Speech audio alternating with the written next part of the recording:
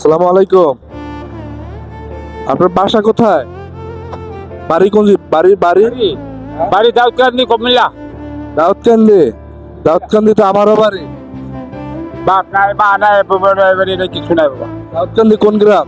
আমি এনে থাই। এখানে থাকেন? কমলাপুর থাকেন? ছেলে সন্তান নাই আপনার কেউ? কিছু নাই আমার বাবা।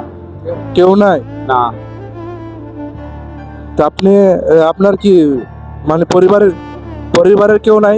না খাওয়া দাওয়া করছেন? খাওয়া দাওয়া কথা না। রোজা রাখছেন? রোজা না, রোজা থাকতে এটা খাম করতে হবে, খাম করতে খাইতে পারেন না সেজন্য রাখতে পারেন নাই? খাম করতে বাবা। এমনি আপনার পরিবারে কেউ নাই না? আর খাওয়ানোর ব্যবস্থা নাই বাবা, রোজা খাবে থাকবে। পরিবারে কেউ নাই? এখানে থাকেন কষ্ট হয় না? এই জায়গায় যে থাকেন কষ্ট হয় না? না অভ্যাস হয়ে গেছে গা? লোক আছে? প্রায় এই কাপড় চোপড়ে পাল্লানো দরকার না? ময়লা হয়ে গেছে কেনা? নাই কাপড় নাই না? খাইতে পারেন না কিছু?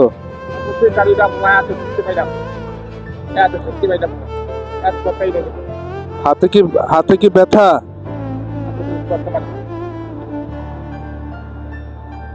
আহ জীবন কত কষ্টের। খাওয়া দাওয়া করছেন? করেন নাই? কিছু খান নাই? রুটি কলা এগুলো? ঠিক আছে, খাইবেন কিছু? আসেন আমার সাথে, আসেন চলেন। বাঁচবেন না কে?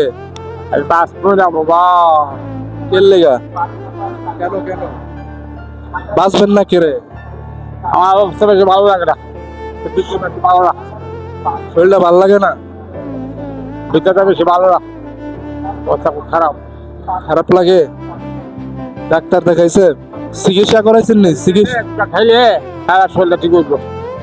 খাইলে ঠিক হয়? চলেন আমার সাথে, চলেন আমি খাওয়াবো, চলেন আমার সাথে, আমার সাথে চলেন। অন্যরকম বাবা, বই যেতাম। খাইবেন কিছু? আমি ভাই উঠলো খাইতে না, ভাত উঠলো ভাত খেতে না। খাইতে পারেন না? কই খান খাবার? আমার 4টে বাজে একটা লোকা খাওয়াইবো, শুধু ডিম বাজি দিয়ে আর সর্বি দিয়ে খাওয়াইবো, আর ভাত আর কিছু দাও। এমনি হোটেলে খাইতে পারেন না? আমি জাল খেতে না, মধ্যে মধ্যে তরকারি খেতে না। শরীরটা বেশি খারাপ লাগে? শরীরটা কি দুর্বল লাগে?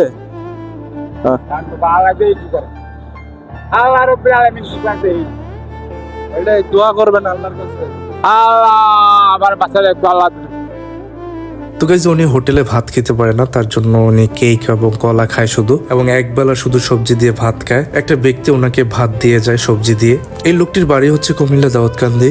ওনার বাইরা ওনার জায়গা জমি দখল করে ওনাকে বাইর করে দিছে ঘর থেকে। আজকে অনেক বছর যাবৎ সে কমলাপুর রেল স্টেশনে থাকে। কেউ কিছু দিলে খায়, না হলে এভাবে সে প্রতিদিন বসে থাকে একটি জায়গায়। তো গাইজ উনি কলা এবং কেক খেতে চাইছে, তারপর আমি ওনাকে কলা এবং কেক দিয়েছি, এবং সেটা সে খুব তাড়াহুড়ো করে খাচ্ছিল। কলাটা পর্যন্ত সেলতে পারতেছিল না হাতের ব্যথার কারণে। একটি হাত তার নাকি ব্যথা অনেক। এই বয়সে যদি এই মানুষগুলো এভাবে রাস্তায় পড়ে থাকে আর এই মানুষগুলোর সাথে অমানবিক আচরণ করে, আসলে মানবতা বলতে কিছু নেই মানুষের মধ্যে।